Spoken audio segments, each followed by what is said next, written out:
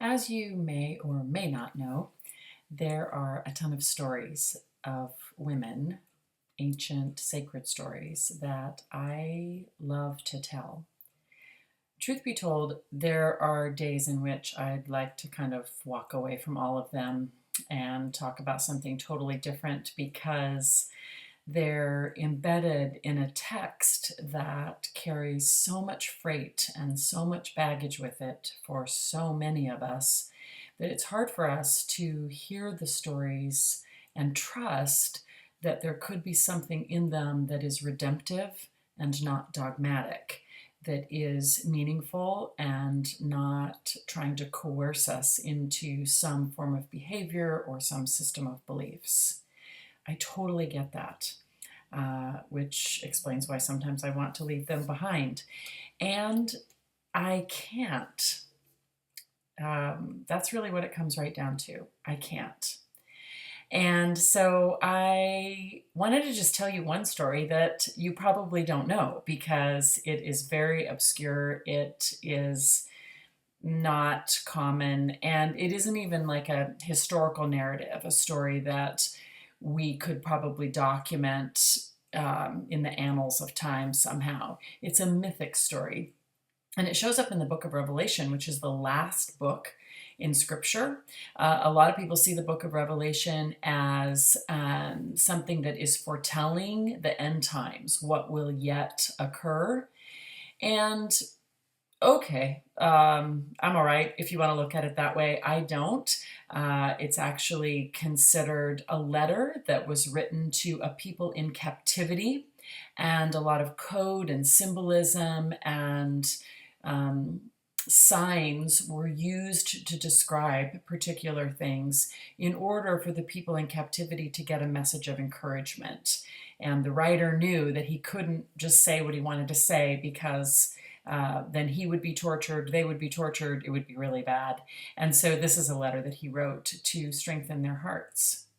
Within that story, in chapter 12 of the book of Revelation, there is this cryptic couple paragraphs that go a little something like this.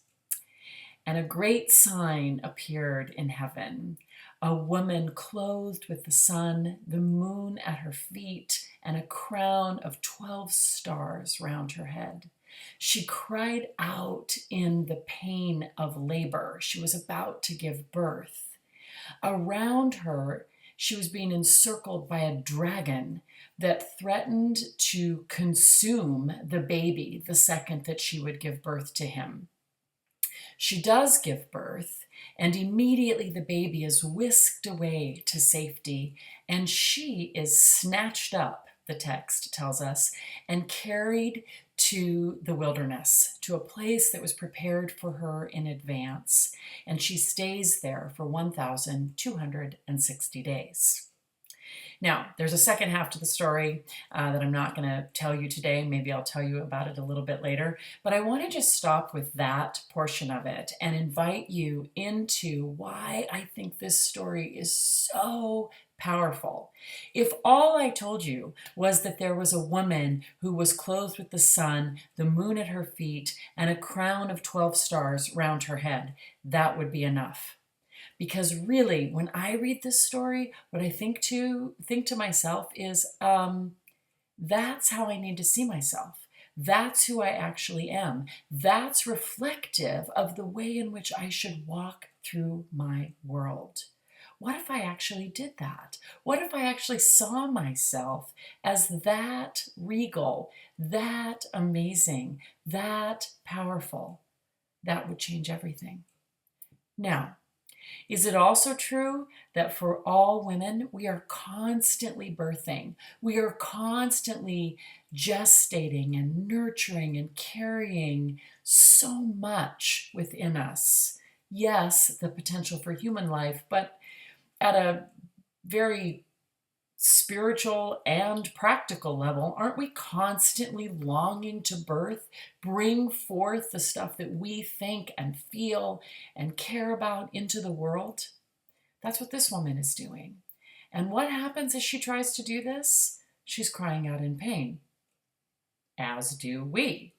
The work of bringing something into the world is so scary and it is so painful. And if that weren't enough, then we have a dragon of some kind encircling us that threatens to consume the very thing we are about to give birth to.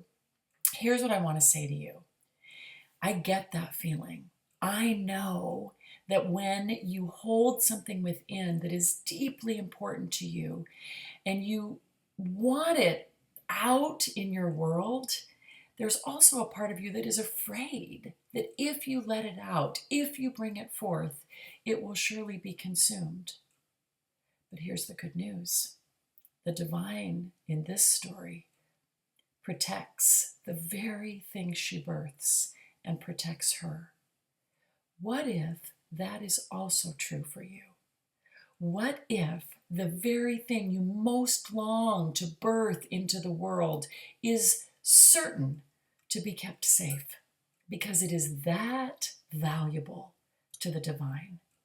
And what if you can be certain that you will be kept safe? Of course you will be. You are clothed with the sun, the moon at your feet, and a crown of 12 stars round your head.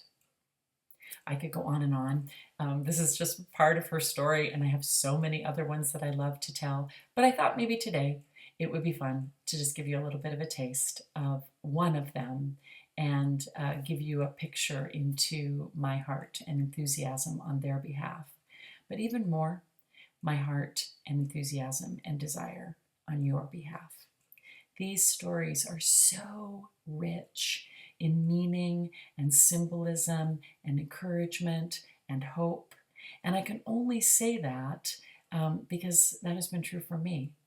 Honestly, like this particular story, every single time I read it, I cry because I see myself in it, and I'm so grateful to know that there's another way for me to see what's happening in my world, that there is a legacy and lineage of amazing and powerful strength that is mine.